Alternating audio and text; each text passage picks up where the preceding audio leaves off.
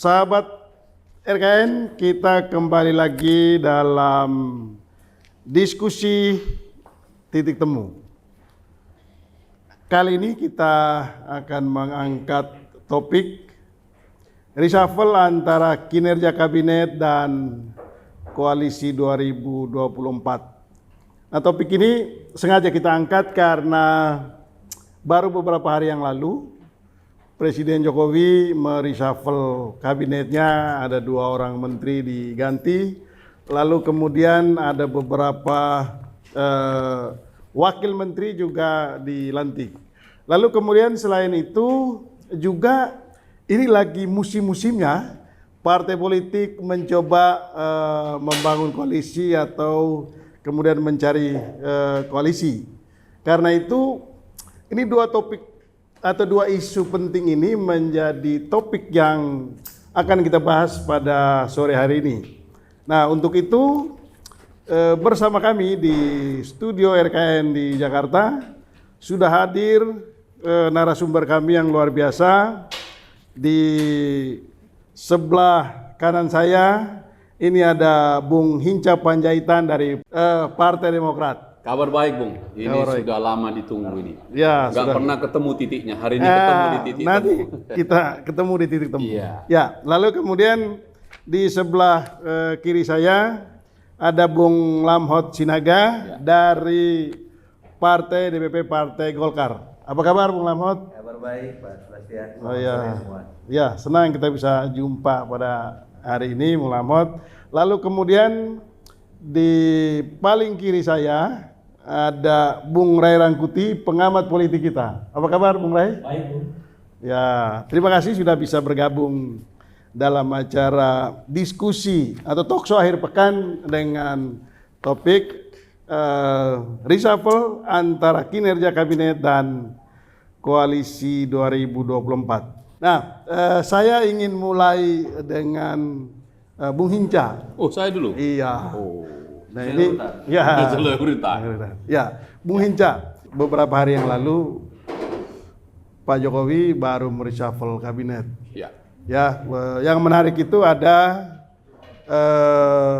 PAN bergabung ke koalisi pemerintah dan ketua umumnya ketua umumnya menjadi salah satu menteri. Yang di luar ini tinggal Demokrat dan PKS. Nah, bagaimana Bung Hinca mengomentari reshuffle itu? Iya, ini Apakah Demokrat juga tidak ingin bergabung ke dalam? Pak Soalang nih, selamat sore ya. Bung Lamhot Sinaga, Bung Rangkuti, selamat sore. Saya membacanya agak berbeda. Oh, agak berbeda. Bung Edi Koko ini paling suka dengan kalau saya bikin pakai analisa ini. Oh, gitu ya. Penyelenggaraan pemerintahan dan bernegara ini seperti layaknya menonton bola di GBK. Oh. Ya kan? Kita duduk di tribun menonton pertandingan itu. Katakanlah timnas kita sedang bertanding melawan timnas lain lah begitu. Nah, timnas ini bisa saja lah kita sebut kabinetnya gitu. Oh. Nah, Pak Jokowinya pelatihnya. Kira-kira begitu. Terus Demokrat penontonnya. Ya kita bersama rakyat semua kita nonton. Oh, gitu ya, ya. Reshuffle ini seru ini. Karena ditunggu-tunggu penonton. Untuk kalau istilah di kita ini pergantian pemain, wajar itu. Dan yang mengganti pemain pelatih itu juga wajar karena itu hak prerogatif dia. Pelatih mau lihat ini bagus enggak, ini tidak bagus atau dia. Kan begitu. Endurance-nya kayak apa? Cocok enggak dengan strateginya? Dengan pendekatan itu, maka sebenarnya reshuffle ini menjadi isu besar di Republik ini wajar. Sama dengan kita semua orang menonton bola yang di dalam stadion atau di rumah begitu. Nah, mari kita lihat sebelum nanti ditanyakan soal Demokratnya di mana ya. Ya.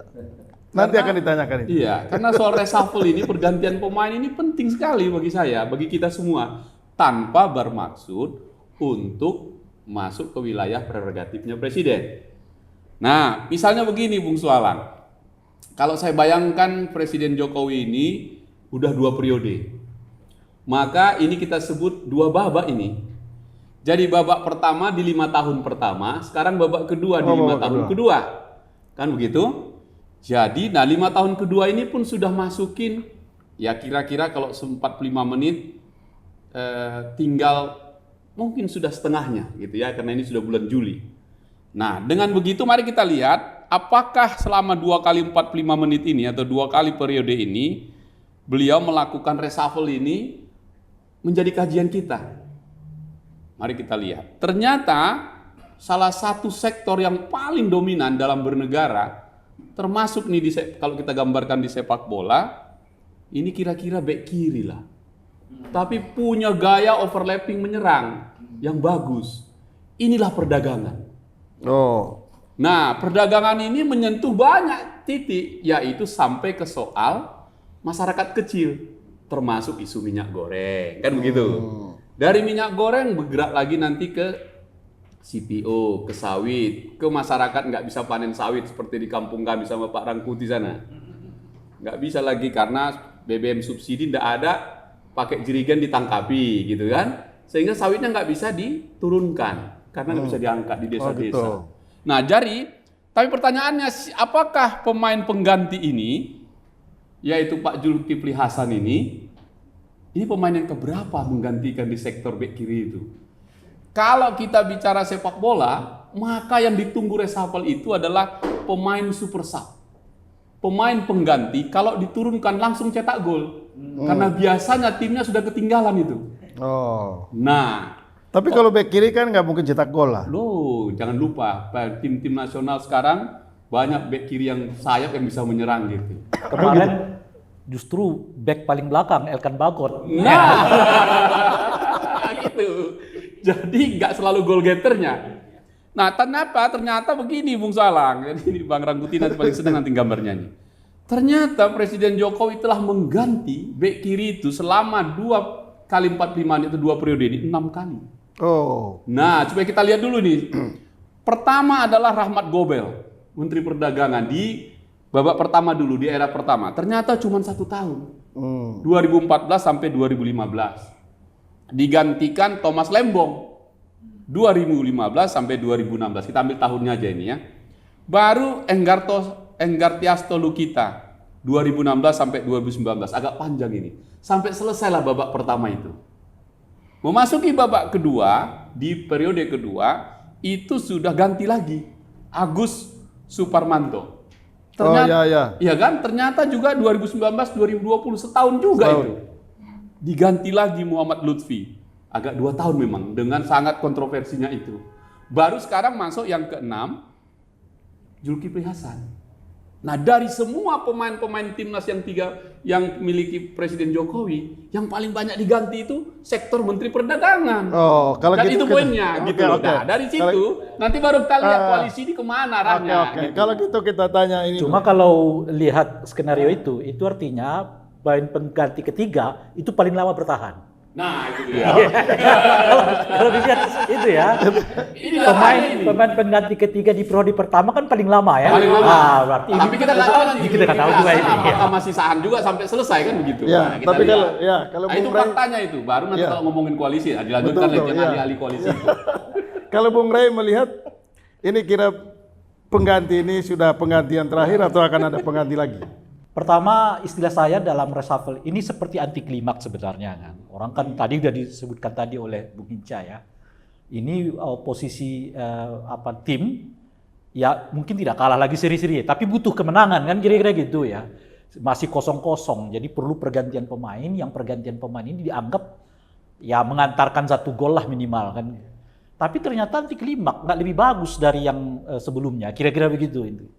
Nah, oleh karena itulah saya mengatakan ini reshuffle ini seperti tutup lubang gali lubang.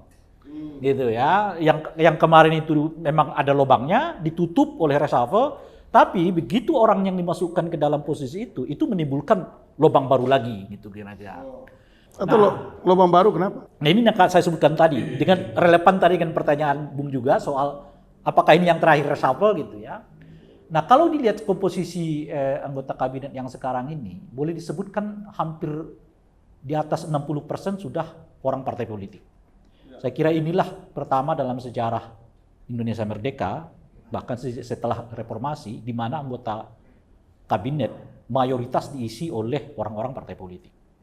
Pasti ini akan menjadi masalah, gitu. Kalau sebulan, 2 bulan, 3 bulan ini sih mungkin adem lah, ya kan. Khususnya nanti menjelang pelaksanaan pemilu, lebih khusus lagi kalau tahapan pelaksanaan pemilu sudah dimulai. Yang akan kita hadapi nanti kalau nggak Oktober kan September ya, September-Oktober ini kita hadapi. Nah kampanye artinya 2023. Dan yang paling unik adalah mungkin ini juga kali pertama dalam sejarah Indonesia di mana anggota kabinet itu perwakilannya adalah ketua partai politik. Ada 4 itu di situ. Dari Golkar 1, dari PAN 1, Semua dari KIP lah. Oh iya, semua KIP masuk 3 tuh. Yang terakhir adalah PAN, KIP, PAN, Golkar, P3. P3, satu lagi Gerindra, kan 4 tuh. Ini kepala-kepala semua, kon ceritanya juga calon presiden tuh 2024. Jadi kalau mereka benar-benar jadi calon presiden, begitu masa kampanye, mereka harus cuti. Tapi ini pelatihnya bagus dong. Ya itu yang saya, ini tadi belum ke sana kita. Ini belum ke sana kita. Ini Tentang pengganti pemain. iya, ini kita tadi soal apakah akan ada lagi pergantian pemain. Nah, itu yang saya mau katakan. Nah, kalau dilihat dari komposisi orang ini, orang-orang yang masuk ke dalamnya adalah bukan orang yang sembarangan, orang yang memiliki tanggung jawab lain di luar tanggung jawabnya sebagai anggota kabinet. Menurut saya tidak tertutup kemungkinan sebelum 2024 akan ada reshuffle lagi. Oke, jadi kita ya, jadi kemungkinan sebelum 2024 akan ada reshuffle lagi. Ya, kita sekarang ke Bung Lamhot. Bung Lamhot bagaimana melihat reshuffle yang baru saja terjadi beberapa hari yang lalu. Dan yang masuk ini temannya Bung Lamhot loh dari KIB. KIB ya. Ini KIB makin kokoh atau gimana nih? Karena dulu Pak Julhas itu ketika dipakai Pak SBY katanya bagus. Oh gitu ya. Jadi selain KIB, Demokrat juga mungkin senang ya. Iya. Ini teman lama ya, teman lamanya Demokrat ya. Tapi begini, tadi Pak Hinca menyoroti bahwa kenapa sih Menteri Perdagangan ini dari periode pertama Jokowi sampai periode kedua relatif kementerian yang paling sering di reshuffle ya. Jokowi ini kan sangat melihat sektor perdagangan kita karena perdagangan ini kan sangat kuat terhadap kebutuhan masyarakat. Contoh misalnya, pada saat ini kita tahu Presiden Jokowi selalu mengatakan importasi pangan kita. Ya, mulai dari periode pertama sampai kedua. Nah, kalau kita lihat sekarang ini memang mulai dari zamannya Agus Suparmanto ya sampai ke Lutfi, memang importasi pangan kita ataupun di sektor lain importasinya memang sangat lambat ininya menurunnya. Padahal konsen betul Pak Jokowi untuk mengurangi importasi ini. Misalnya di bawang putih, kita sampai hari ini masih 95% impornya. Ya, hanya 5% Produksi nasional yang ini. Nah, harapannya waktu ketika pergantian antara Agus Suparmanto dengan Pak Lutfi pada saat itu, karena Pak Lutfi pada saat itu adalah dubes di Amerika. Dengan kedekatan sebagai dubes di Amerika, dekat dengan para pelaku-pelaku ekonomi di sana, harapannya importasi ini akan semakin menurun. Tapi kenyataannya tidak demikian gitu. Ya, inilah yang mengakibatkan Kementerian Perdagangan ini memang mengalami reshuffle yang paling sering di antara seluruh kementerian. Itu ininya. Kalau kemudian angka importasi ini tidak menurun, maka yang berdampak adalah masyarakat kita sendiri.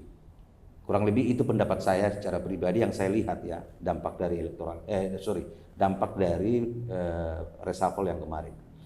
Yang kedua, kalau dikaitkan terhadap kondisi kekinian ya, masuknya Julhas ya itu menyempurnakan KIP karena 3 ketua umumnya.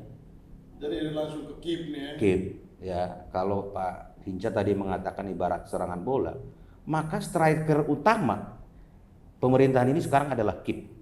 Oh, iya. Mantap. Ya. Tiga ketua umumnya. 3 ketua umumnya. Utama ya. Ya.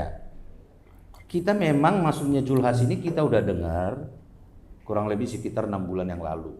Tapi kan tidak juga terjadi. Justru setelah terjadi setelah KIP terbentuk. Oh. Ya, jadi kami melihat ini adalah sebagai kepercayaan pemerintahan Jokowi terhadap KIP, maksudnya Julhas, ya. Dan bahkan yang dipegang adalah kementerian yang sangat strategis sekali, kementerian yang berdampak langsung terhadap kehidupan masyarakat, yaitu Kementerian Perdagangan. Masuknya Julhas ke situ. Nah, mungkin Pak Jokowi melihat bahwa Pak Julhas ini adalah dulu waktu dia Menteri Kehutanan di zamannya Pak SBY, wah ini berhasil ini. Nah, ini yang Kementerian Perdagangan ini perlu dibenahi. Mungkin bisi-bisi antara Pak Jokowi dengan Pak Erlangga. Barangkali seperti itu ya. Dugaan saya seperti itu. Kita tahu Lutfi ini kan satu irisan lah dengan Pak Erik, dengan Bahlil. Tapi di kabinet itu Menko Perekonomiannya kan Pak Erlangga. Awal masuknya Pak Lutfi itu kan udah heboh itu masalah impor beras pada saat itu. Ya. Bung Rangkuti. Itu belum sebulan dia menjabat sebagai menteri, itu udah heboh bahwa dia akan impor 100.000 berapa juta ton impor beras pada saat itu. Nah, pergantian Julhas ini kita maknai juga tidak lepas daripada kondisi politik kekinian. Itu keyakinan kami di KIP, maka kami melihat bahwa ini adalah sebuah kepercayaan yang diberikan oleh Pak Jokowi terhadap KIP untuk mengurus masyarakat, bangsa dan negara pada saat itu. Memang bebannya berat, tapi mau nggak mau tantangan ini harus dilaksanakan oleh Koalisi Indonesia Baru. Indonesia. Oh. Jadi Bung Lamhot melihat maksudnya Pak Julhas ini memang ada korelasi dengan KIP untuk 2024 atau gimana? Memang tidak bisa kita lepaskan proses reshuffle ini daripada kondisi politik kekinian. Kita tahu bahwa proses pencalonan calon presiden itu 1 tahun lagi. Pemilihan pilpres itu 2 tahun lagi. Itu memang tidak bisa kita hindari bahwa di situ ada aspek politik. Paling tidak kan stabilitas politik ini kan dibutuhkan juga oleh pemerintahan sekarang ini. Nah, saya agak berbeda dengan Bung Ray Rangkuti yang menyoroti bahwa masuknya ketua umum partai politik ini terhadap kabinet. Ya, saya juga mengatakan tidak semuanya salah kalau ketua umum partai politik ataupun kader partai politik yang masuk mengisi di kementerian. Ya, kalau itu saya bantah. Bahkan yang non partai politik pun, ya, yang saat ini, apakah semua berhasil? Tidak juga. Kita lihat Kementerian BUMN misalnya sekarang. 80% waktunya adalah mengurusi pencapresan, Bung Rai. Dia bukan kader non partai. Ya. Tidak otomatis juga karena dia bukan non kader partai politik, tidak otomatis juga dia berhasil gitu. Tapi sebaliknya ada anggota kabinet yang kader partai politik tapi berhasil. Ya contohnya Airlangga Hartarto yang saat ini menjabat sebagai Menko Perekonomian gitu. Nah, ini yang kadang saya sering berbeda dengan teman-teman yang non partai politik seperti Bung Ray Rangkuti. Tapi memang itu harus disuarakan supaya kami juga agak sedikit hati-hati. Ya, saya mau jelaskan dulu. Saya teruskan dulu. Oke. Saya teruskan dulu. Kita lihat misalnya, ya, pemerintahan ini kan mengalami turbulensi yang sangat luar biasa yang diakibatkan oleh pandemi COVID-19 kurang lebih sekitar 2 tahun. Ya. Jadi ada 2 masalah, satu soal penanganan COVID-nya, satu masalah penanganan ekonominya, yang tidak bisa kita pisah satu sama lain. Maka ujung tombak daripada selama pandemi COVID ini adalah Menko Perekonomian. Waktu itu ditugaskanlah Airlangga Hartarto sebagai Ketua Komite Penanganan COVID-19. Dan berhasil, dunia mengakui bos, bahwa penanganan COVID-19 Indonesia adalah salah satu yang terbaik. Kita lihat dari sisi ekonominya. Bukan ya? Eksekutornya. Eksekutornya LBP. Ketua KPCN, Komite Penanganan COVID-19 adalah Airlangga Hartarto. Kan LBP. Belum dibubarkan sampai sekarang. LBP Erlangga kan Nah, juga pada saat pelaksanaannya, ya, satu yang tempat itu. waktu kemarin itu memang dipecah. Ada yang penanganan Jawa Bali, itu yang Pak Luhut. Yang non Jawa Bali itu adalah Airlangga Hartarto dalam ininya. Tapi ketua Komite Penanganan COVID-19 adalah ketua umumnya adalah Airlangga Hartarto. Sampai sekarang belum dibubarkan itu sama Pak Jokowi. Terus kemudian masalah ekonomi, itu soal penanggulangan tadi. Soal ekonomi, lagi-lagi ini yang dipegang oleh Menko Perekonomian. Soal ekonomi, orang mengatakan bahwa kita itu pertumbuhan ekonomi kita nggak sempat menyentuh di angka -3. Singapura yang katanya raksasa ekonomi Asia Tenggara sampai menyentuh di angka -3. Indonesia belum pernah, ya. Sepanjang COVID ini ya. Sepanjang pandemi COVID, ya. Ini juga kan diakui oleh dunia. Di World Economic Forum kemarin di Davos itu dunia juga mengakui penanganan ekonomi Indonesia di masa pandemi ini sangat luar biasa, ya, dari pertumbuhan angka. Lalu kemudian kita lihat juga ketika semua dunia itu udah angka, kalau dulu sebelum COVID angka importasi kita dengan ekspor kita itu sangat jomplang. Tapi di era pandemi ini justru angka ekspor kita ini sejarah. Baru kali ini angka ekspor kita lebih tinggi daripada Ekspor. impor kita. Ya. Tapi kok Di era Pak Jokowi pandemi. ngeluh kenapa impor terus, kata Pak Jokowi. Bukan. Ini kan itu ada neraca komoditas. Baru sejarah dalam Indonesia angka ekspor kita 2 kali. Betul. Angka ekspor kita di era pandemi Iya, ini iya. belum pernah terjadi ekspor kita lebih tinggi daripada Iya. impor. Saya tidak mengatakan bahwa impor kita nol. Bukan. Iya. Tapi dari yang saya mau sisi katakan begini lah, Mo. Itu artinya kan ada kan penurunan impor, ada kenaikan ekspor, ya kan? Tapi kok dalam kondisi kayak begitu Presiden malah ngeluh juga gitu loh. Kok ini import terus gitu. Sehingga kita menduga ya menteri-menteri yang berkenaan dengan berhubungan lah dengan dunia import ini akan kena reshuffle nih. Faktanya nggak juga. Ya, enggak. Saya ingin mengatakan begini. Saya tidak mengatakan bahwa impor kita sudah nol, tidak seperti itu juga gitu. Masih ada impor, ya. Contoh di sektor pangan, kita masih sangat besar-besar. Itulah yang mengakibatkan Kementerian Perdagangan itu selalu disorot dan selalu menjadi concern Pak Jokowi, ya. Tapi yang saya ingin katakan adalah ini baru sejarah bahwa angka ekspor kita lebih tinggi daripada angka impor kita. Penanganan ini tidak mudah di era pandemi COVID-19 ini. Dari sisi penanganan COVID-nya, dari sisi ekonominya, kita mengalami yang sangat positif. Itu yang kita lihat. Bahkan pengakuan ini tidak hanya ada di Indonesia, tapi juga pengakuan dunia internasional terhadap ini. Nah, keberhasilan ini juga adalah sebuah kapabilitas Airlangga Hartarto layak maju menjadi presiden. Kan begitu. Ini saya coba cerita dulu urutannya. Artinya paling tidak pada saat itu kita yang mengatakan, ya, Airlangga Hartarto punya kapabilitas dulu. Kapabilitas karena memang di masa-masa sulit di pandemi COVID-19 ini kita keluar dari krisis yang sangat luar biasa ini dengan penanganan COVID-nya dan juga dari penanganan masalah ekonomi. Ya, saya kembali ke Bung Rey lagi dulu. Ya, Bung Rey. Kalau Anda melihat soal reshuffle kabinet ini, apakah kinerjanya akan makin baik atau gimana? Ini Dari sekaligus sisi kepentingan stabilitas. saya sekaligus meluruskan pernyataan saya yang ditangkap agak berbeda maksud saya. Gini, kita kan belum menilai orang-orang ya. Yang kita nilai ini apakah komposisi dari pergantian pemain ini gitu ya, tepat atau tidak gitu. Nah, sekarang masuk ke situ. Nah, saya juga tidak pernah membedakan antara kelompok yang disebut profesional itu nggak mesti harus non partai politik gitu. Bagi saya profesional itu kan artinya orang yang memang ahli di bidangnya, meskipun backgroundnya adalah orang partai politik, bisa begitu tuh. Nah, jadi yang saya mau katakan itu gapnya itu nggak di soal kemampuan, tapi gapnya itu adalah soal waktu, konsen, kira-kira gitu ya, dan tentu saja soal pilihan-pilihan politik di masa yang akan datang.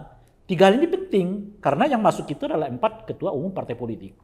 Sekarang kalau kita lihat misalnya ya di tubuh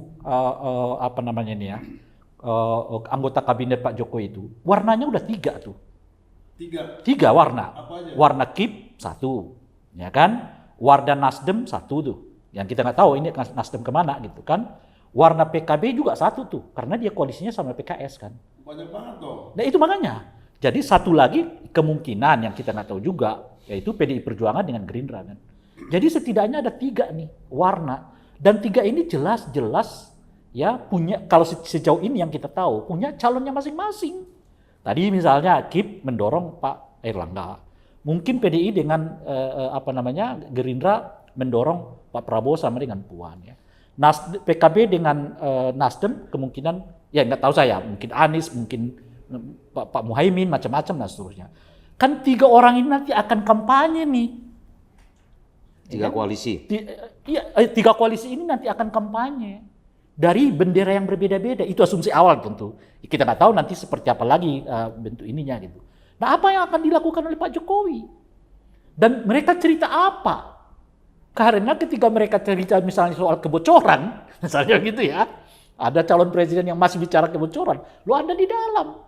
Nanti yang mengkritik yang di dalam itu siapa? Anggota koalisi yang lain, gitu. Jadi dengan kompleksitas yang seperti inilah yang saya sebutkan itu tadi, dugaan saya akan tetap mungkin akan terjadi reshuffle menjelang reshuffle lagi Menjelang pemilu. menjelang pemilu, karena ini kompleks ya. Karena itu satu. Itu belum kita, ini ya masih 4 tokoh tokoh ketua umum partai. Bagaimana dengan anggota partai politik yang terlibat di dalam koalisi? Jelas juga akan disibukkan dengan kampanye, tidak mungkin tidak. Ya kan, 2 anggota kabinet dari Golkar misalnya pasti akan dilibatkan di dalam kampanye, nggak mungkin. Tapi kan ada aturannya, nggak bisa sepanjang waktu mereka kampanye. Itu dia. Kan Anda bisa bayangkan kalau berapa sekarang tuh? Mungkin sekitar 17. Ya kan, yang dari partai politik anggota kabinet itu, meskipun diatur waktu mereka, itu artinya setidaknya setengah dari jumlah itu per hari akan cuti gitu loh. Itu setengahnya itu minimal tuh. Ya, cuti gitu. Nah, kenapa saya katakan begitu? Karena kader Golkar misalnya anggota kabinet, nggak mungkin nggak dipergunakan jasanya untuk kampanye, karena salah satu keuntungan jadi anggota kabinet itu kan mereka bisa menjadi medan magnet untuk pemilih gitu. Jadi kalau nggak dioptimalkan, yang rugi partai politik pula gitu loh kira-kira. Oke, saya ke Bung Hinca dulu. Ya. Bung Hinca, menurut Demokrat apa sih arti reshuffle ini untuk ini koalisi menjelang 2024? Ya, Tadi Bung Rey menyinggung ada hubungan. Terus Bung Lamot juga bilang ini nggak bisa dilepaskan juga dari konteks politik menuju 2024. Kalau bacaan Demokrat gimana? Soalnya kalau begitu, ini Demokrat ketinggalan dong. Pertama, Bung Bas ya, sekali lagi pergantian kabinet itu kan prerogatif presiden. Iya, Saya sepakat itu. dan itu biasa ya. Ya biasa. Tapi kalau kita bicara pada ukurannya apa, kan ukurannya kinerja. Salah Ya, satu ya, topik kita ya. kan tadi kinerja. Tadi udah disampaikan. Tidak mudah memang di babak kedua ini, masa pandemi itu sampai-sampai DPR melepas hak budgetingnya waktu itu untuk silahkan gunakan dana ini APBN ini. Sampai begitulah kita sepakat dalam mengelola. Berat sekali memang. Tadi di awal saya gambarkan ganti pemain itu mau mengatakan sektor ini berat sekali.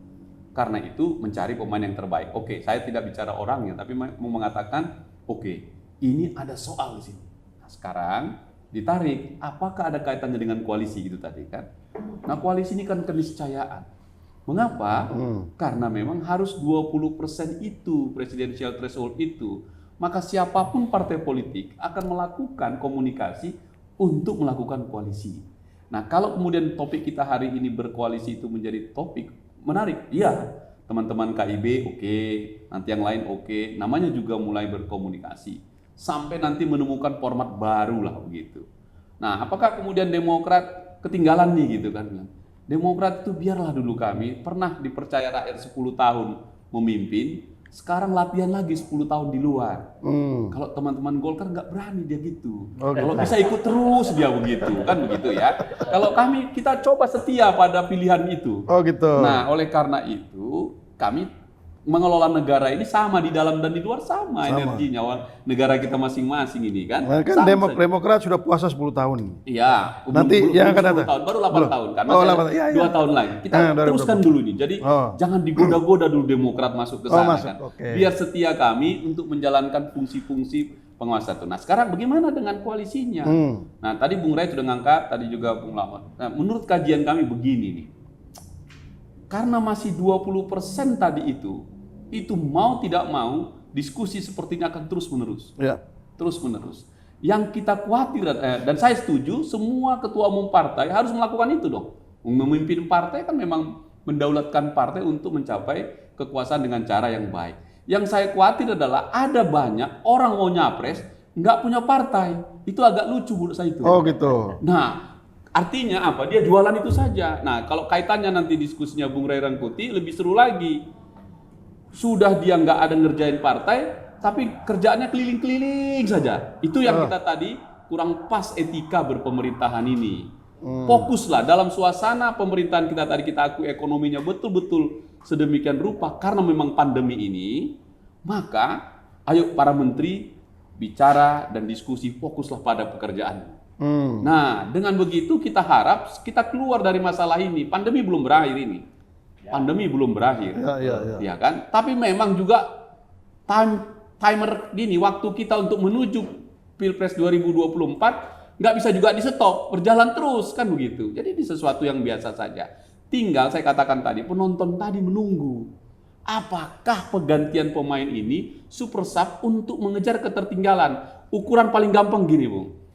Berapa kemiskinan rakyat yang miskin di Indonesia sejak zaman Pak Jokowi turun? Kita lihat, ternyata selama 84 tahun, 8 tahun ini 1,54% saja mampu turunnya. Karena memang masalah yang dihadapi berat. Kita paham itu. Dibandingkan yang lalu-lalu nggak seberat ini. Dan itu kita hormat. Nah, karena itu butuh kabinet yang sangat kuat. Mengajak teman-teman ketua umum partai, menurut saya itu sah itu. Dengan demikian dukungan politiknya kuat. Sehingga kami di parlemen gimana pun pasti kami kalah begitu ya. Enggak apa-apa. Tetapi gagasannya tetap jalan. Misalnya undang-undang cipta kerja kita tolak juga gitu. Tapi kayaknya Demokrat ini udah kayak partai pemerintah aja nih. Kenapa? Ini mendukung pemerintah terus kayaknya. Saya nggak mau dukung itu, saya hanya mau bilang 1,54% kok masih cari resapelnya berganti-ganti terus gitu. Itu poinnya. Demokrat itu mengambil sikap yang lembut saja. Karena nggak perlu berteriak-teriak kok. Yang sudah bagus kita dukung, yang belum bagus kita kritik dia sampai tuntas. Gitu. Karena kita pernah ngalami juga 10 tahun dikritik Bung Ray Rangkuti. Biasa itu. Biasa ya? Biasa gitu. Oke, nah tapi kami nggak mau bikin yang heboh begitu. Enggak, karena berat memimpin pemerintahan ini. Kalau pinjam Dilan beginilah, jadi presiden itu susah kawan. Biar aku saja. Kira-kira kan begitu. Nah, jadi kalau kaitannya dengan koalisi, Bung, ini masih panjang ini. Masih panjang. Masih panjang. Verifikasi partai politik akan jatuh tempo akhir tahun ini. Dan sekaligus nanti ketika dipastikan siapa partai politik peserta pemilu. Kemudian siapa mau nanti mencapresnya. Dan seterusnya. Disitulah nanti kekhawatiran Bung Ray Rangkuti saya rasakan. Akan ada di situ konflik kepentingan. Ketika menteri-menterinya dipersilahkan Pak Jokowi. Silahkan nyapres. Ini yang kita khawatir. Harusnya pandai-pandai kau menjaga dan mengatur iramanya supaya ekonomi ini makin baik, tapi silahkan partaimu kau urus, itu kan fair. Nah, tapi udah nggak punya partai keliling-keliling terus seperti itu, cari capres itu kan repot juga itu yang gitu. Itu buat kita kurang pas begitu. Kalau mau jadi nyapres masuk partai gitu, jadi anggota partai gitu. Iya. Sudah gaharu cendana pula, sudah kau tahu bertanya pula. Ya, Bung Ray, beberapa hari lalu Nasdem baru saja membuat Rakernas, lalu kemudian mereka mengumumkan 3 nama. Ya. Ini cerita ke Nasdem nih sekarang. Ini kita mau bicara soal koalisinya. Ya, lalu 3 nama ini muncul. Di antara 3 nama itu semuanya bukan orang partai. Iya. Ya, kecuali Pak Ganjar yang hari ini belum jelas mau PDI atau Nasdem. Lalu kemudian KIB sudah jelas ada 3 partai, ada Golkar, ada PAN, ada P3. Calon presidennya belum dimunculkan. Ya, wakil presidennya belum muncul. Lalu kemudian PDIP belum jelas mau main sendiri atau mau berkoalisi dengan Gerindra. Di luar itu ada pemain bebas. Itu ada Demokrat, ada PKS, dan juga PKB. Itu masih ada pemain bebas. PKB dan PKS kan sudah satu koalisi kan. Belum berkoalisi. Belum diklat. Masih berkomunikasi. Berkomunikasi. Masih berkomunikasi. Nah, kira-kira dari perkembangan politik hari ini, Bung Rey bagaimana memprediksi koalisi yang akan datang akan mengerucut kemana, dan kira-kira ada berapa koalisi? Apakah ada 2 koalisi artinya head to head, atau ada 3 koalisi atau 4? Dari kemungkinan yang ada kan maksimal ada 4 koalisi. Terus terang Bung Sebastian, untuk 2024 ini menurut saya paling liar ini. Gitu. Paling liar itu karena kita masih buat asumsi begini, tahu-taunya besok udah berubah gitu loh kira-kira. Misalnya pendirian KIP di awal, itu kan hampir nggak bisa terdeteksi ya oleh katakanlah kita yang di luar-luar ini kan, kok tiba-tiba bisa ketemu juga gitu. Rencana koalisi semut merah itu misalnya, kan bayangan kita selama ini PKB dengan PKS nggak akan ketemu lah, ya kan kira-kira gitu. Kenyataannya bisa juga bersanding gitu. Jadi segala sesuatunya ini misalnya unpredictable. Iya tentu saja, tapi setidaknya sudah. Jadi yang berani membuat keputusan di awal ini cuma KIB aja nih. Iya. Tapi itu pun belum tentu jaminan mereka akan solid sampai ke Pilpres gitu. Karena menurut saya itu kuncinya nanti pada soal siapa calon presidennya. Nah disitulah ujian yang sesungguhnya terjadi pada koalisi-koalisi ini. Misalnya soal PKS dengan PKB. Kalaupun tidak terjadi, dan dugaan saya nggak akan terjadi juga ini koalisi kira-kira gitu. Karena memang mereka kesulitan untuk saling menyodorkan siapa calon presidennya. Kalau misalnya diambil dari Caimin, lalu PKS-nya jadi bagaimana? Kalau PKS-nya mendorong Anies Baswedan, emang ketemu. Nah, itu yang saya sebutkan tadi misalnya, sebab penolakannya bukan pada publiknya, penolakannya justru ada di internal mereka sendiri gitu. Misalnya orang-orang PKB apakah mungkin ya menerima figur Anies masuk sebagai calon presiden? Kan itu belum tentu. Sebagaimana juga orang-orang PKS misalnya bisa nggak menerima figur Caimin yang notabene adalah orang NU sebagai calon presiden mereka gitu. Itu belum tentu juga gitu. Nah oleh karena itu menurut saya Bung Sebastian, saya justru menunda untuk menilai ini sekarang. Saya udah sering kali ditanya-tanya oleh kawan-kawan media gitu. Sabar dulu, selalu saya bilang begitu. Pasti besok berubah lagi gitu kan. Beda ketika kita 2019 agak ajek sedikit kan. Artinya udah kelihatan polanya gitu. Begini gitu ya. Tapi kalau yang ini, waduh ini zigzag betul. Nah, ketika Nasdem sudah berani menyebut 3 nama. Nah, oke. Itu kan memberi sinyal kepada partai yang lain. Ada partai yang mulai baper juga. Ya. Saya tidak menilai dulu efek dari itu ya, tapi saya melihat dari proses Nasdem yang menurut saya agak lucu juga proses yang dibuat oleh kawan-kawan Nasdem ini. Pertama kan mereka milih 3 orang. Yang uniknya satu di antara 3 orang ini justru sebetulnya nggak masuk dalam 3 besar gitu. Nah, tapi masuk nama yang lain. Artinya orang akan bisa mengatakan boleh jadi di masa yang akan datang nama yang lain juga bisa masuk. Tinggal buat kriterianya kan. Apa itu kapasitas, macam-macam dan seterusnya. Intinya adalah 3 nama yang disodorkan oleh Nasdem ini, menurut ada 2 kritik saya. Kritik pertama adalah Nasdem tidak memfokuskan siapa di antara mereka. Sehingga dengan begitu justru Nasdem punya potensi ditinggalkan oleh orang-orang ini juga gitu. Kalau misalnya ya tiba-tiba katakanlah ya PKS melamar Anies resmi. Emang tiba-tiba Nasdem bisa mengklaim bahwa Anies itu adalah didorong oleh mereka? Kalau misalnya ada partai yang lain resmi melamar Ganjar. Atau Ganjar diusung PDIP. Atau misalnya ya sebagai contoh. Gitu. Nasdem nggak bisa klaim juga. Gitu. Jadi justru lambatnya Nasdem menentukan arah siapa di antara 3 figur ini pada tingkat tertentu justru menurut saya nggak punya efek apa-apa terhadap mereka. Gitu. Nah itu satu. Nah, artinya kalau orang akan melihat nanti siapa yang duluan nih klaim gitu loh kira-kira kan. Nah yang ketiga adalah, yang kedua adalah Nasdem sendiri ya tidak memastikan bahwa 3 nama ini misalnya gitu ya adalah orang-orang yang memang sepenuhnya berada di bawah dukungan mereka karena tidak ditetapkan sejak dari awal kan.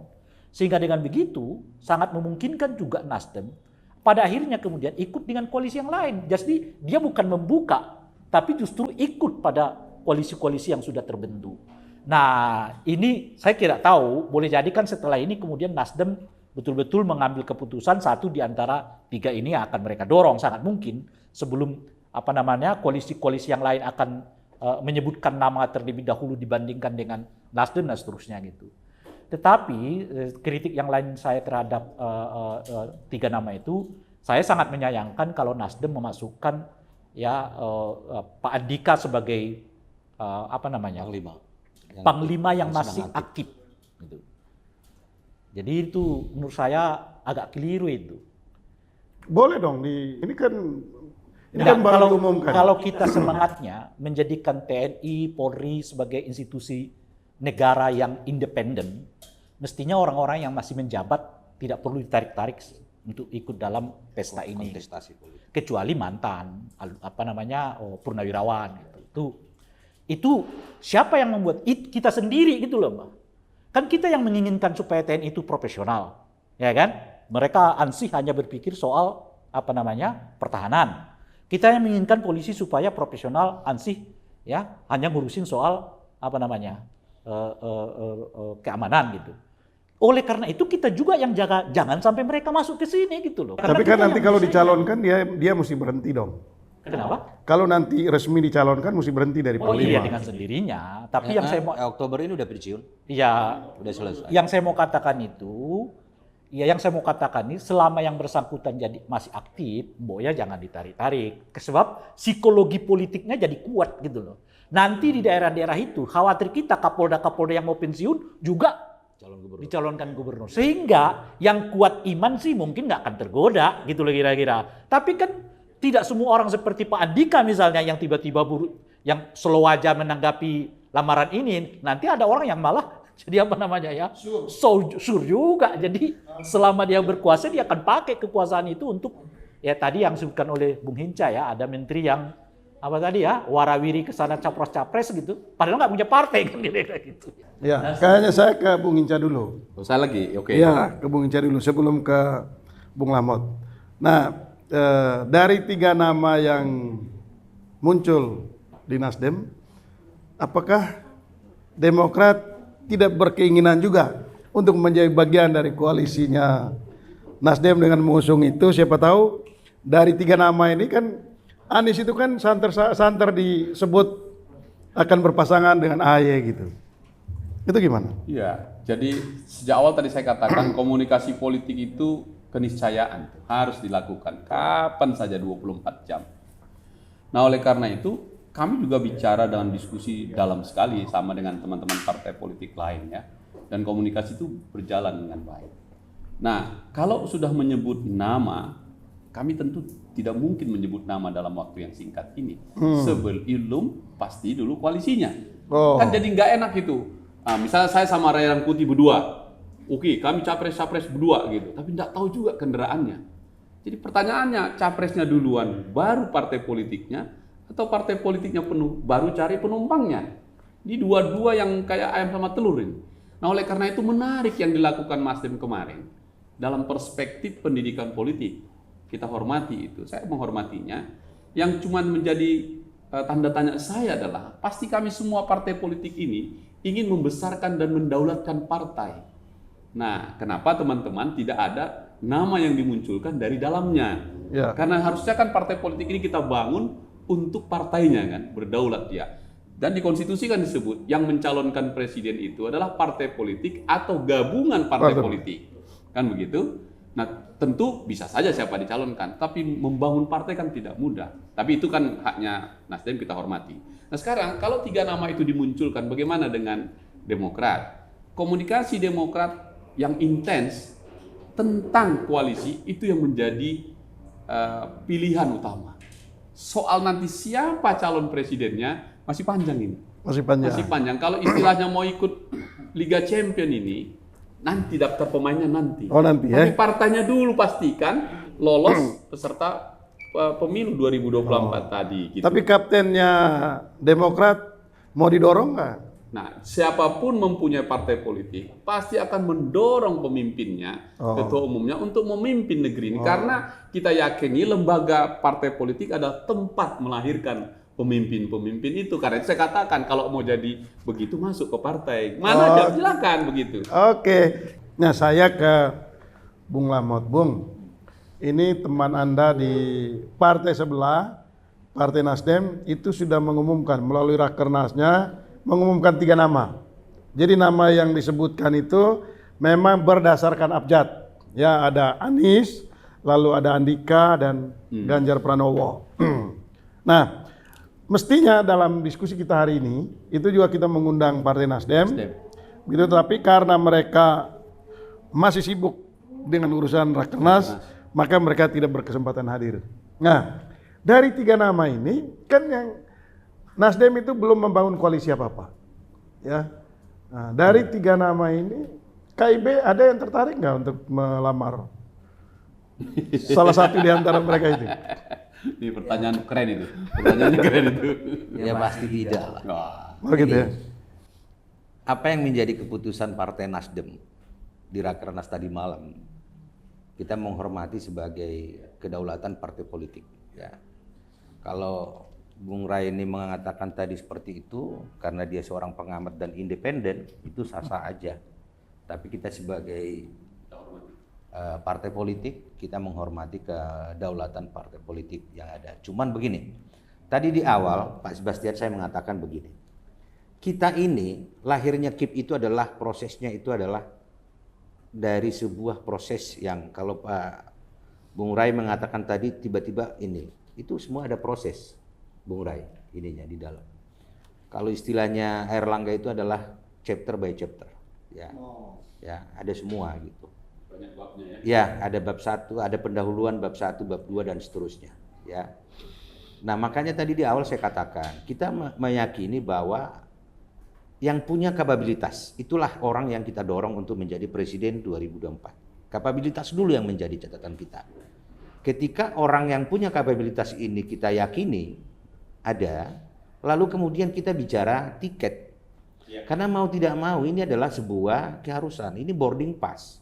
Ya, tadi Pak Hinca sudah mengatakan, kalau kemudian ada capres tapi tidak mempunyai tiket, kan ini juga lucu, ya.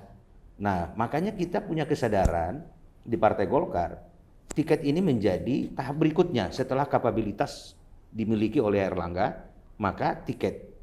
Nah, itulah kemudian kita menjalin komunikasi politik, tidak hanya kepada PAN dan P3 pada saat itu sebelum KIP terbentuk, tapi juga terhadap Demokrat. Beberapa kali antara Airlangga dengan AHY sering bertemu dan lain sebagainya. Namun kemudian komunikasi selanjutnya adalah dengan PAN dan P3 lahirlah KIP. Artinya dengan lahirnya KIP ini paling tidak kita udah punya boarding pass. Nah, ya, tapi karena memang koalisi ini baru-baru terbentuk, tidak ujuk-ujuk juga kemudian kita bisa memaksakan kehendak terhadap PAN dan juga P3. Ini perlu musyawarah, ya. Ibaratnya paling tidak kan boarding pass-nya punya dulu, tiketnya punya dulu gitu. Nah, ini kan waktu masih panjang. Sampai pendaftaran di KPU itu kan sekitar September 2023. Masih ada 1 tahun 3 bulan lagi, ya. Nah, inilah waktu atau ruang bagi kita, bagi Golkar untuk meyakinkan P3 dan juga PAN di koalisi ini. Tapi kalau kita sekarang posisinya adalah bahwa bukan lagi posisi seperti di Nasdem misalnya. Bahwa mereka belum punya boarding pass, belum punya tiket gitu. Walaupun mereka udah menyodorkan 3 nama. Kita sekarang ini menyodorkan itu hasil Munas adalah Airlangga. Boarding pass sudah punya. Tinggal meyakinkan teman-teman di PAN dan juga P3. Ini yang selalu kita katakan adalah chapter by chapter, pendahuluan. Paralel nanti dengan waktu yang 1 tahun ini sampai September 2023, elektoralnya kita naikkan. Karena kita sudah punya boarding pass.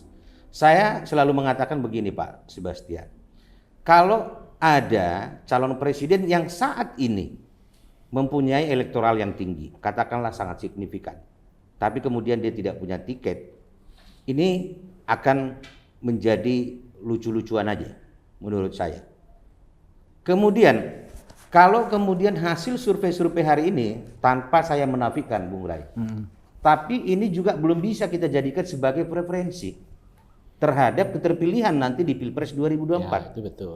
Ya, terlalu dini bagi kita. Ya. Kita ingat dulu Pilpres 2004. Nggak ada orang yang mengatakan SBY jadi presiden. Karena pada saat itu Wiranto memenangi konvensi Partai Golkar. Hiruk pikuk politik sudah mengatakan bahwa Wiranto lah the next presiden. Pengganti Megawati pada saat itu sebagai incumbent. Ya. Tapi 8 bulan sebelum Pilpres SBY melejit. Apalagi pasca dia resmi dicalonkan diusung di KPU. Disitulah elektoral SBY naik. Ya. Itu yang bisa kita jadikan sebagai preferensi terhadap keterpilihan elektoral di Pilpresnya. Kejadian ini juga berulang di tahun 2014. Tidak ada orang yang mengatakan bahwa Jokowi lah jadi presiden pengganti SBY pada saat itu. Kenapa? Karena orang memprediksi pada saat itu adalah antara Megawati dan Prabowo pada saat itu. Orang yang menggadang-gadang Megawati dan Prabowo lah di ruang publik yang dikatakan akan menjadi presiden. Gitu. Setelah Jokowi jadi gubernur kurang lebih 2 tahun, hanya 6 bulan sebelum Pilpres, Jokowi itu langsung elektoralnya melejit dan jadilah barang ini jadi presiden. Makanya saya selalu mengatakan calon presiden yang saat ini elektoralnya masih katakanlah belum signifikan, belum bisa, nggak usah berkecil hati. Tapi kalau kemudian nanti resmi menjadi pasangan calon di KPU, ya hasil surveinya itu sudah bisa kita jadikan sebagai preferensi kita terhadap keterpilihan seorang pasangan calon di Pilpres Februari 2024. Nah, karena itulah alasan kita ini tahapan-tahapan ini harus kita semua proses ini harus kita lalui. Chapter by chapter istilahnya Airlangga ini harus kita lewati. Kapabilitas, tiket, elektoral. Ini Jadi tahapan ini. sekarang sedang menjaga soliditas juga ya. Kalau soliditas, nah ini saya juga membantah Bung Rai ini. Apakah nanti kemudian KIP ini belum tentu juga solid sampai akhir ini. Nah, kalau keyakinan kami Bung Rai solid. Ya, Pasti keyakinan. itu karena gini. Sebuah lembaga survei kemarin merilis ya. Sebelum ke situ saya gini dulu.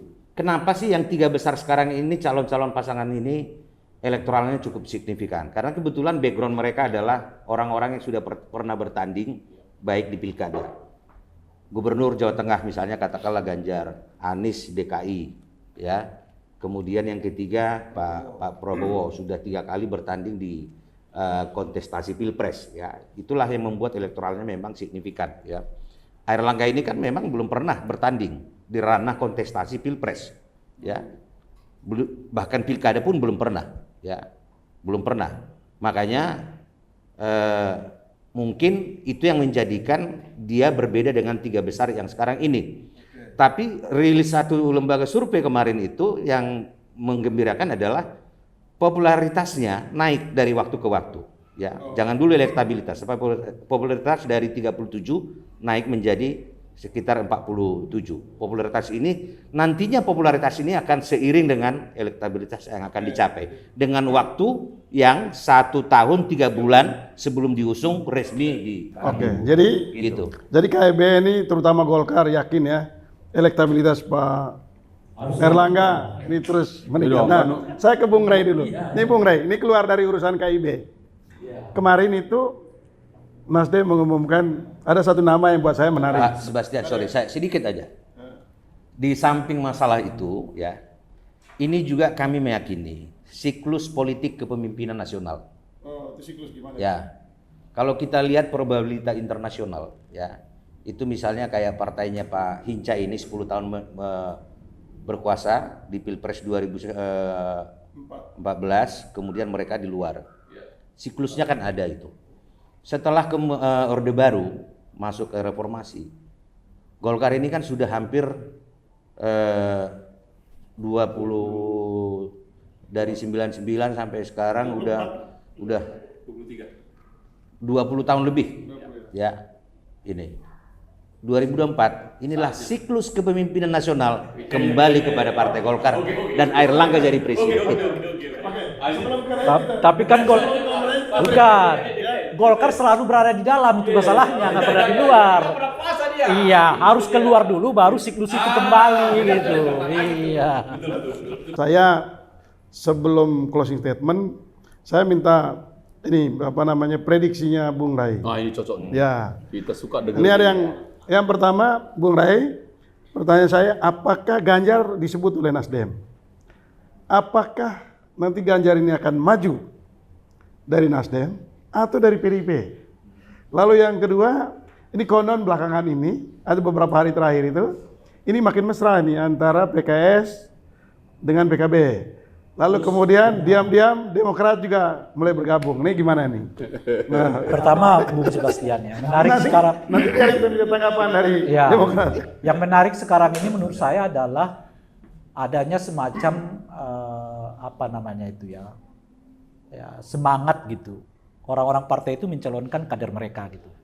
Itu yang kelihatan nih. Jadi mungkin petanya nanti adalah partai yang mencalonkan kader mereka sendiri dan partai yang mencalonkan orang lain di luar kader mereka, gitu. Nah, kalau skenario yang pertama terjadi, di mana partai-partai sepertinya bersepakat untuk kali ini kita calonkan kader kita masing-masing, gitu, maka akan lebih mudah sebetulnya memetakannya, gitu. Artinya KIP mungkin akan mendorong Erlangga bersama, ya bisa saja Pak Zulhas, bisa macam-macam dan seterusnya, gitu ya. Atau mungkin wakilnya ditaruh dari independen, gitu ya. Kalau misalnya itu pertama. PDI dengan Gerindra, ya tentu Pak Prabowo sama dengan Mbak Puan gitu kan. Nah kalau dalam konteks itu ketemu nih PKS sama PKB, nggak ada selisih di mereka tuh gitu. Mau tidak mau. Ya artinya mungkin nanti PKB mendorong Caimin. Kalau Demokrat masuk, beliau akan mendorong AHY sebagai wakilnya gitu. Nah ini menurut saya suasana ini agak kuat saya baca di internal partai politik nih. Jangan-jangan juga partai-partai politik ini juga bersepakat, udahlah kali ini kita aja semua, kan kira-kira gitu ya. Tadi analisanya Bung Lahot, analisanya Bung Hinca, itu tensinya ke situ. Tensinya untuk mengarahkan gimana kali ini ya capres-capresnya itu berasal dari partai politik deh. Gitu. Misalnya bagaimana Bung Hinca mengatakan ada yang nggak punya partai tapi worowiri ke sana kemari, kan kira-kira gitu ya. Itu jadi agak mudah membacanya. Nah, dalam suasana seperti itu memang Nasdem agak belum terbayang oleh kita gitu. Karena Nasdemnya agak beda polanya dengan partai yang lain. Nasdem ini kan dapatkan orang dulu baru koalisi. Sementara yang lain itu koalisi dulu baru cari orang kan kira-kira gitu. Tapi dalam suasana seperti itu feeling saya, ini feeling ya. Nasdem akan ikut PDI Perjuangan dengan Gerindra. Feeling saya gitu. Artinya kita punya 3 capres yang keseluruhnya adalah berasal dari partai politik. Yaitu koalisi. Jadi 3-3 juga di partainya jadinya kan. Nasdem, PDI, Gerindra, KIP ada 3 dan koalisi Semut Merah juga ada 3. Jadi total 9 calon. Nah ini satu analisa gitu ya. Analisa yang kedua, partai tetap mementingkan elektabilitas. Itu akhirnya punya potensi yang di luar partai politik kan. Nama-nama seperti Ganjar, ya, Anies, ya, atau mungkin nama yang lain kita nggak tahu, apakah itu Erik macam-macam itu menjadi menarik gitu. Nah kalau dalam konteks yang seperti ini, menjawab pertanyaan Bung Ana yang kedua, kemana kira-kira Ganjar? Apakah ia akan masuk ke koalisi yang dibentuk oleh PDI? Dugaan saya tidak. Kenapa gitu? Karena saya lihat arusnya di PDI Perjuangan itu sekarang kuat sekali menolak figurnya Ganjar gitu. Tapi kemarin sudah datang pertama. Ya, tentu mungkin diredam sedikit dulu.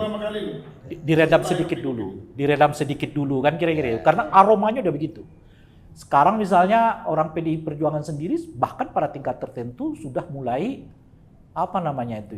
misalnya mempertanyakan mana prestasi Ganjar. Loh kalau nggak berprestasi kenapa didukung 2 periode? Kan kira-kira gitu ya. Dan seterusnya. Jadi tapi semangat menolak Ganjarnya kuat gitu.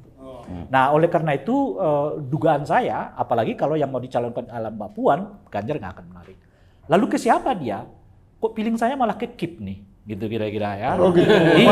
Malah ke KIP.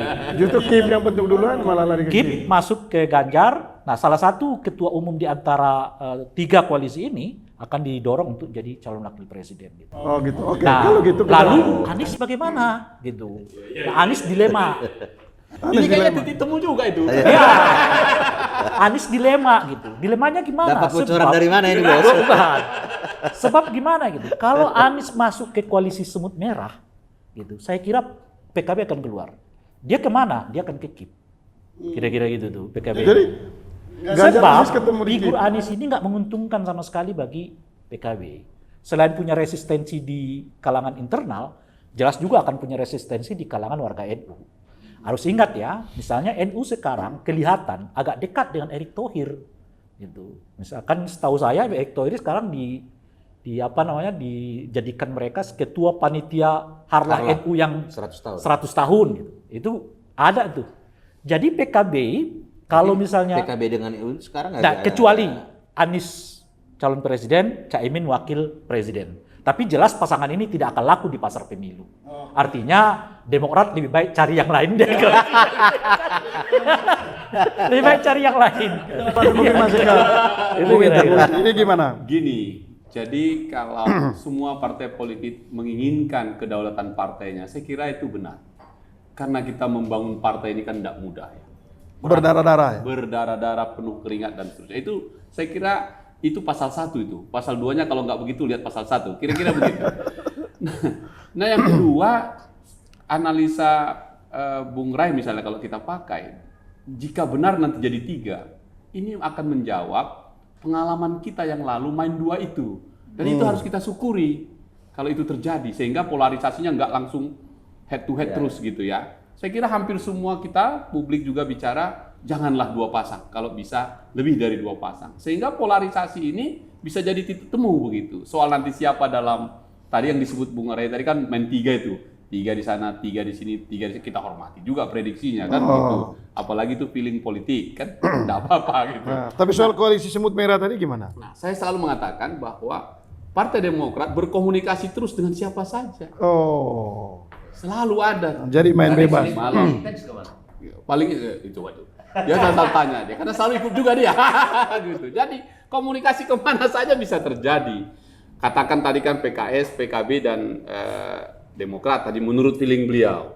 Tadi di sini 3. Gak apa-apa biarin. Masih 15 bulan. Kalau istilah beliau kan 1 tahun 3 bulan. Saya bilang 15 bulan. Panjang itu. Kalau ditaruh lagi ke hari kali berapa itu? Kalau dikalikan jam masih panjang kali itu. Oh, gitu ya. Supaya titik temu ini paling enggak 16 kali ini masih bisa lagi lah diskusi itu. Gitu. Oke, ya kita sudah ada di penghujung. Saya kira kita langsung closing statement ya. Ya. Saya mulai dari Bung Ray aja deh. Buat closing statement Anda dari diskusi kita secara keseluruhan ini, apa yang Anda simpulkan sebagai closing statement? Yang membuat saya agak bersyukur dengan pelaksanaan 2024 ini ada 2 ya. Pertama tentu karena kita akan menemukan kemungkinan pelaksanaan pemilu yang di mana pelakunya orang-orang baru semua gitu ya. Kemungkinan gitu. Tapi yang di atas itu semua adalah munculnya kesadaran untuk menepis politik identitas di dalam pelaksanaan Pilpres 2024. KIP isunya adalah itu ya. Semut merah juga dipertemukan oleh semangat itu kan. Ada semut merah mengatakan, PKB mengatakan, PKS mengatakan, ya kita akan buktikan kepada masyarakat bahwa kita berbeda dalam banyak hal, tetapi soal politik identitas kita akan cegah gitu. Nah, menurut saya ini indikasi yang sangat baik dan positif. Tinggal menunggu komitmen dari setiap partai-partai politik ya. Karena isu politik identitas ini kita jadi korban lalu kita teriak. Tapi kalau kita lihat itu berguna dimanfaatkan, kita manfaatkan juga, gitu kira-kira. Sehingga dengan begitu, tujuan berpemilu dalam kerangka menyatukan kesatuan kita sebagai bangsa, itu tercapai. Jadi pemilu tidak dalam konteks memecah belah kita, tapi pemilu dalam konteks menyatukan kita sebagai sebuah bangsa. Oke, terima kasih Bung Ray. Luar biasa, ya closing statementnya Dan negarawan Bung Lamot. Dengan terbentuknya KIB ini, Pak Sebastian, ini adalah sebuah pembelajaran politik yang sangat berharga terhadap bangsa dan negara ini. Kenapa?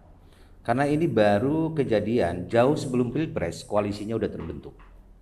Kalau kita lihat ke belakang, ya biasanya kan koalisi itu terbentuk pada injury time, pada saat last minute, ya mendaftar ke KPU. Tapi inilah pelajaran yang dengan terbentuknya KIB ini, ya. Kalau kemudian kita tidak hanya Bung Rai, kita tidak hanya berbicara soal capres. Kalau kemudian ini kita jauh sebelum Pilpres kita sudah terbentuk. Ada ruang bagi kita untuk berbicara soal platform. Ada ruang bagi kita untuk berbicara secara visi misi. Karena ini 3 partai politik menyatukan ini, apalagi nanti ada partai politik yang gabung, tidak mudah juga menyamakan frekuensi terhadap mereka. Mengenai yang tadi politik identitas dan lain sebagainya. Bagaimana kita bicara soal politik pangan kita, politik infrastruktur, politik ketahanan energi kita, dan lain sebagainya. Kalau kemudian koalisi itu terbentuk pada posisi injury time atau last minute, ya tidak akan adalah pembicaraan, percakapan di antara para partai politik untuk membangun bangsa dan negara ini. Dengan lahirnya KIP, 1 tahun 3 bulan sebelum pendaftaran di KPU, sangat leluasa untuk membicarakan platform yang akan diusung oleh calon pasangan presiden yang akan mereka usung nanti di Pilpres yang akan datang. Ini adalah pembelajaran berharga yang dengan lahirnya KIP. Mudah-mudahan nanti yang dengan terbentuknya semut merah secara formal ya, karena posisinya hari ini kan masih informal di 3 partai itu. Tapi saya membaca sangat kuat 2 hari terakhir ini antara PKB dan PKS dan Demokrat. Dan Nasdem, tadi saya agak berbeda dengan Bung Rai, pilihannya ke PDIP. Kalau kita meyakini kalau memang nanti yang 3 ini terbentuk koalisinya PKB, PKS dan Demokrat, maka Nasdem kemungkinan kuat akan bergabung dengan KIP. Sedap. Terima kasih Bung Lamhot. Silakan closing statement dari Bung Hinca. Baik, gini Bung. Jadi Demokrat tetap setia berada sampai tuntas pemerintahan ini, mengawalnya dari luar.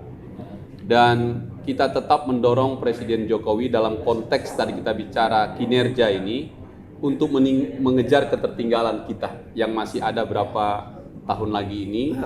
Dan tapi dalam saat yang bersamaan, selain memperhatikan persoalan kinerja berbangsa dan bernegara ini, memang partai-partai politik juga harus menyiapkan dirinya menjemput 2024 yang kita sepakati tadi pemain baru semua. Nah, jadi ini fresh ini, jadi enak ini. Dan oleh karena itu Partai Demokrat akan menggunakan secara maksimal 15 bulan ke depan melakukan komunikasi politik yang sangat intens, baik soal ideologinya, platformnya, program kerjanya, sampai sama. Sehingga koalisi itu betul-betul memenuhi standar 20% plusnya, sehingga tiket dapat, tadi yang disebut boarding pass, juga siapa yang akan kita usung itu mempunyai semangat yang sama. Apa semangatnya? Keluar dari persoalan yang kita alami bersama akibat pandemi yang memang mau tidak mau menjadi PR terbesar siapapun calon presiden yang akan datang. Tidak mudah ini.